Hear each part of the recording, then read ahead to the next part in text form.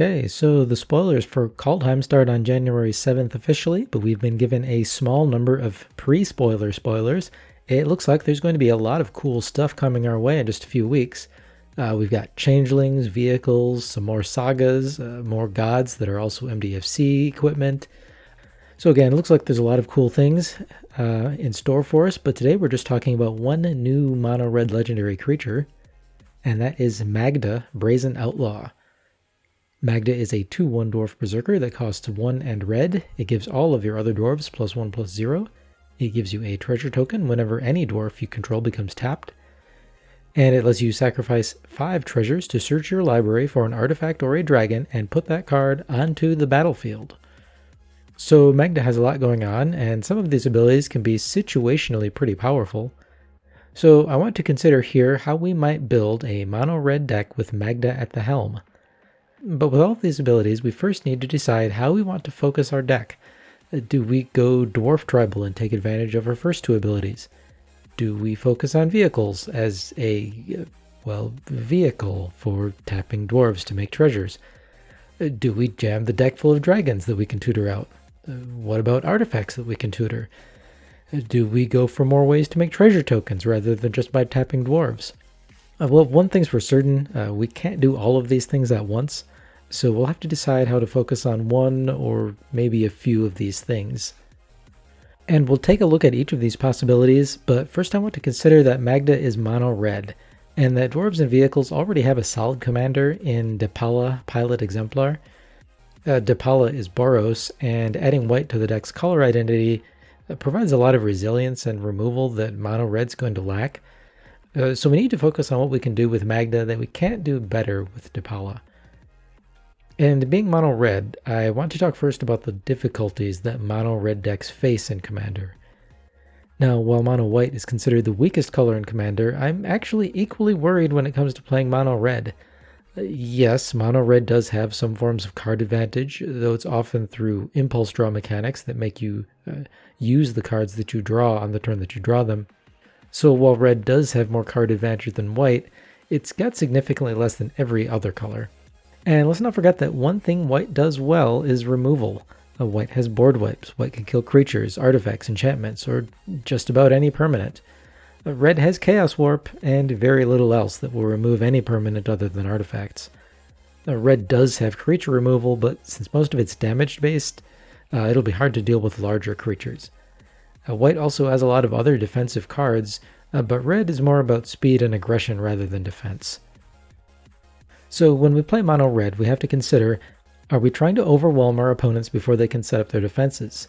This aggressive strategy can be effective in 1 versus 1 60-card constructed formats. In Commander, however, it can be a bit harder to take 40 life from 3 separate opponents before they manage to play some big creature or enchantment that you're going to be completely incapable of dealing with. So all of this has nothing to do with Magda specifically, but it does make us question why we'd give up the removal and resilience we'd get from white by playing Depala, for example. So let's go over how we might build Magda and how we might try to dodge some of these concerns.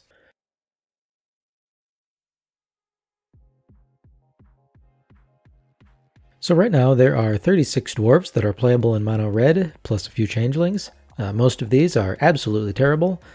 Demolition Dwarven Team is a 3-mana 1/1 that can tap to destroy a creature with Defender. And Dwarven Armorer is a 0/2 for 1 mana that lets you pay red and discard a card and tap it to put a +1/+0 counter or a +0/+1 counter on target creature.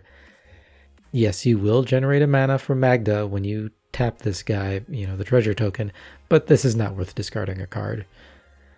But speaking of dwarves that can tap, there are a few that we might actually consider. Because again, anytime we tap any of these, Magda gives us a treasure, and dwarves with built-in tap abilities don't need to risk getting into combat just to tap. Dwarven Blast Miner and Dwarven Miner let you pay 3 and tap it to destroy a non-basic land. Now it's wise to run land destruction anyway, so it makes sense to use land destruction that has some synergy with your commander. Dwarven Nomad, Dwarven Warriors, these can each tap to make a creature with power 2 or less unblockable this turn, such as Magda for instance. So this means you get to tap Magda for another treasure without worrying about her getting blocked and killed in combat. A Dwarven Bloodletter is probably the best of these, letting you tap an untapped dwarf you control to give target creature +2/+0 until end of turn, and you'll note that this ability can be used even if the dwarf has Summoning Sickness. Now, there are other dwarves with tap abilities, but I'd be hesitant to use too many of these. Lots of these are 4-mana 1/1s that you're going to feel really bad having too many of them out on the battlefield if Magda's not around, and probably, to be fair, even if Magda is around. Now, there's also 7 dwarves. This is a 2/2 dwarf for 2 mana that gets +1/+1 for each other creature named 7 dwarves that you control. And a deck can have up to 7 copies of cards named 7 dwarves. Personally, I would not play this card. If you put all 7 copies into your deck, you'll have 1 copy for approximately every 14 cards in your deck. So you might see 2 or 3 of these in a given game, or less. A vanilla 2-mana 2/2 is definitely not worth it in Commander. But what about 2 vanilla 2-mana 3/3s? Again, not worth it. What about 3 vanilla 2-mana 4/4s? In Commander, these guys just won't get the job done, and they can't even tap themselves outside of combat to make treasures, which is pretty much the only reason they're in the deck anyways. Of course, there's also Torbran. This is good in just about any mono red deck, but there are literally 0 other red dwarves that you'll be excited about, and that's why I'm not really excited to build Dwarf Tribal around Magda. Kaldheim will probably add 2 or 3 red dwarves that are good in Commander, but we're still going to be a long, long ways away from building a compelling mono-red dwarf deck. So I think yes, add a few of the most synergistic dwarves that you can, but I would not go overboard with them. So what else can we do?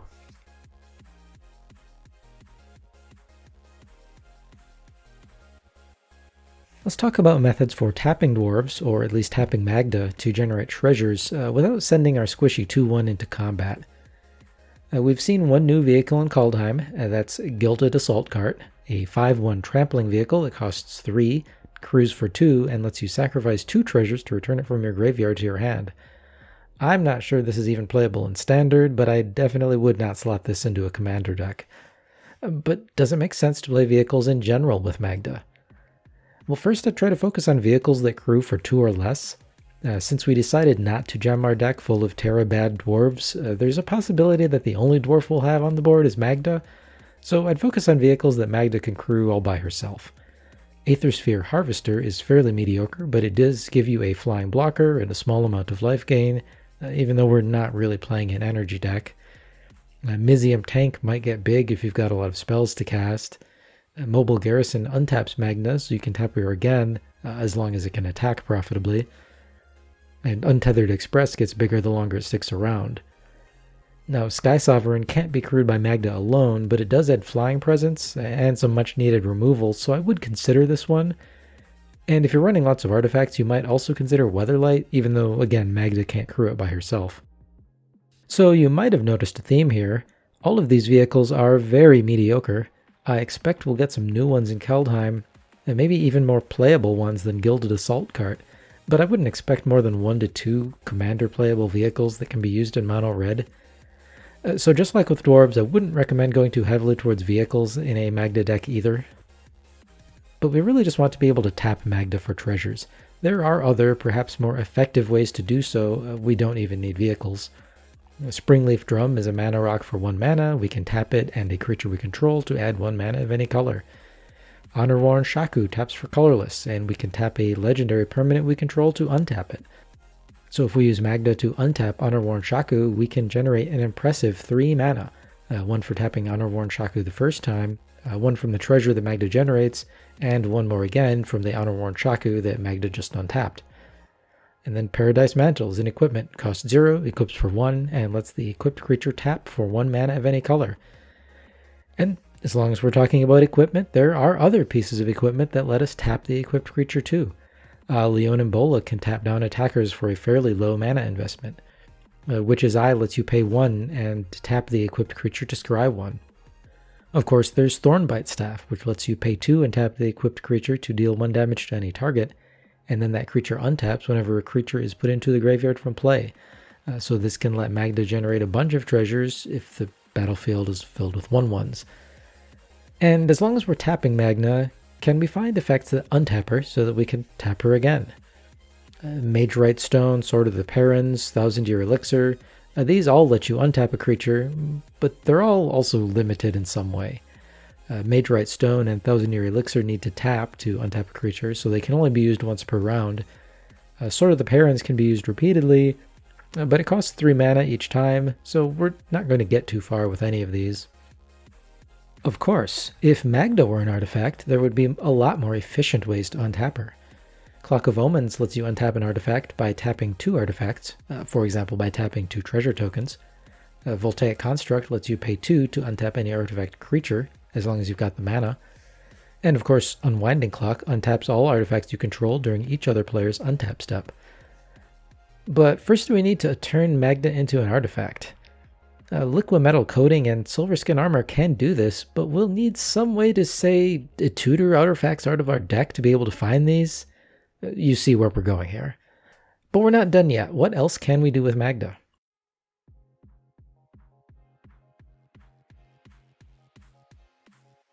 Now, if we're playing mono red, I think we really need to play Magda to her greatest strengths in order to be successful.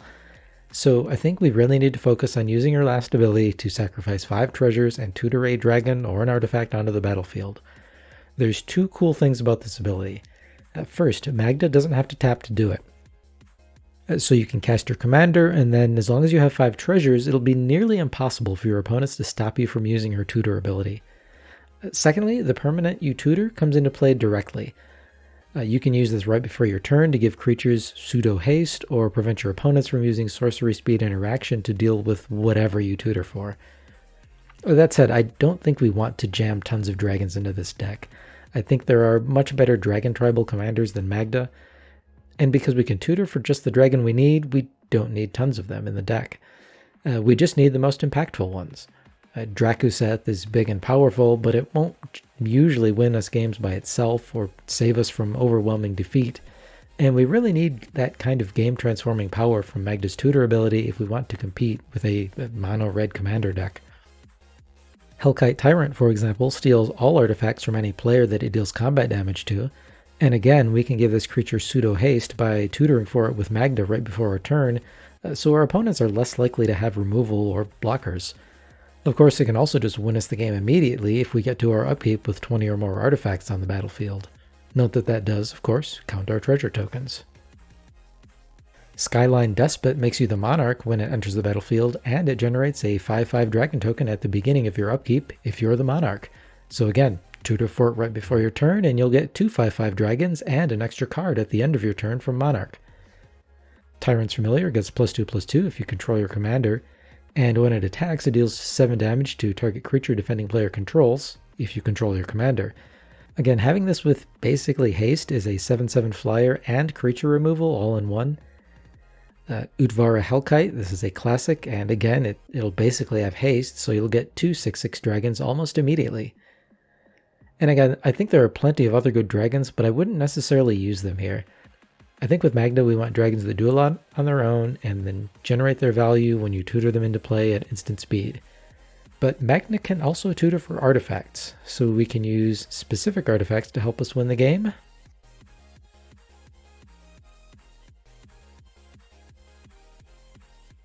Now, Mono Red has a hard time with removal. Fortunately, being able to tutor up specific artifacts lets us clear the board pretty quickly, easily, and on demand. Well, as long as we have 5 treasures. Nevinrel's Disc destroys all creatures, enchantments, and artifacts when you sacrifice it, but it enters the battlefield tapped, so typically your opponents have a turn to respond to you casting it, unless, of course, you tutor it onto the battlefield right before your turn. You can pay 5 and tap Perilous Vault to exile all non-land permanents, but normally you'd have to pay 4 mana first to cast it.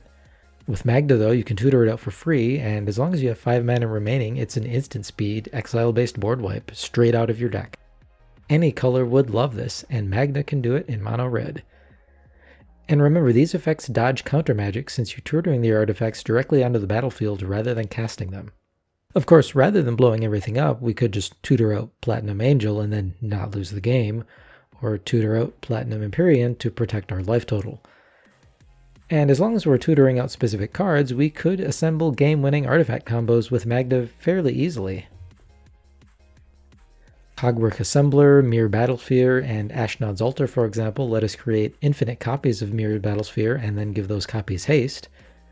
Or we can combine artifacts and dragons, get yourself a Mycosynth Lattice and then a Hellkite Tyrant right before your turn begins, and then hit a player with the Hellkite Tyrant to steal all their things, because Mycosynth Lattice turns all their permanents into artifacts, and Hellkite Tyrant steals all their artifacts when it deals combat damage to them. But these are just two examples. There are plenty of degenerate artifact infinite combos that you can pick from if your playgroup won't club you to death for doing this.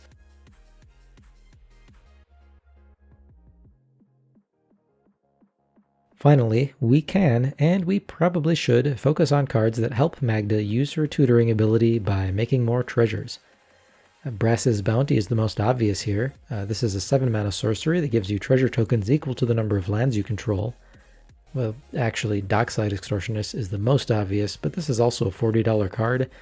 You'd use this even if your deck didn't have treasure synergies, so you should definitely be using it here too. Treasure Map can make a few treasures while helping smooth your card draws for a relatively low mana investment. Shiny Impetus is basically the best that Red's going to get for creature removal, and it'll help fuel Magda too. Now, if you're able to find profitable attacks, then Prying Blade is an equipment that gives you a treasure whenever the equipped creature deals combat damage to a player. And then, of course, there's Gadrak the Crown Scourge. It seems like it fit perfectly here since it's a dragon that also generates treasures. But you need to kill your opponent's creatures during your turn to squeeze those treasures out of Gadrak, so it's probably not as lucrative as it seems.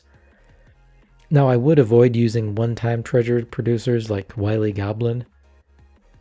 And as long as we're making all these treasures, we might consider a few alternative uses for them. X-mana spells like Comet Storm, Jaya's Immolating Inferno, Finale of Promise. These can help us win games if we've built up treasures but don't have access to Magna to use them for, tutoring out another win condition.